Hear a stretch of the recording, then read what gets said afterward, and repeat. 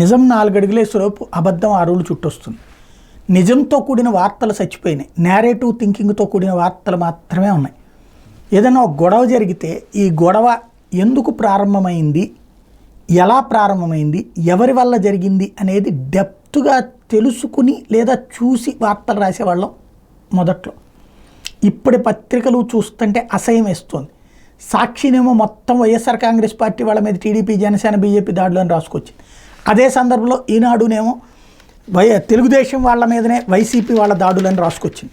టోటల్గా చూస్తే వైకాపా విధ్వంసకాడ, ప్రజా చైతన్యంపై పిడిగుద్దులు, మరొక వైపున మాచర్లలో రక్తం పారాల్సిందే, ప్రజా చైతన్యం మీద పిడిగుద్దుల దగ్గర నుంచి బిగిన ఓటమి ఖాయమనే సహనం కోల్పోయారు, అండగా ఉండాల్సిన ఎమ్మెల్యే నన్ను కొట్టారు, దర్శిలో రెచ్చిపోయిన వైకాపా మోకలు, రుద్రవరంలో పరస్పర రాళ్ల దాడులు, తెలుగుదేశం పార్టీ వర్గీయులపై వైకాపా దాడి, ఈటీవీ విలేకరుపై దాడి, కాలికి తీవ్ర గాయం, నేనొస్తా మీ సంగతి చూస్తా, మీ ఓటు మేమే వేస్తాం, గుంటూరు జిల్లాల వైకాపా బెదిరింపులు, దళితులపై వైకాపా ఎంపీ అభ్యర్థి రోసయ్య దౌర్జన్యం, రుద్రవరంలో ఇది ఇట్లాగా ఎక్కడ చూసినా సరే పశ్చిమలో యుద్ధ వాతావరణం, ఇలాగ అడుగడుగునా సరే దాడులు జరిగిపోయినాయి.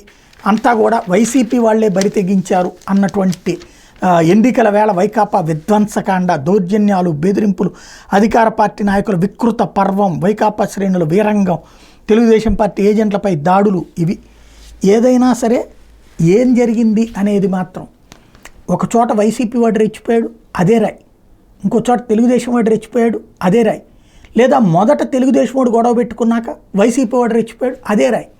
అది నిజాయితీతో కూడినటువంటి వార్తలు. అది చచ్చిపోవడం వల్ల వార్త చచ్చిపోయింది, నిజం చచ్చిపోతుంది, సమాజం చైతన్యం పోయి చివరికి బానిసగా మారుతోంది.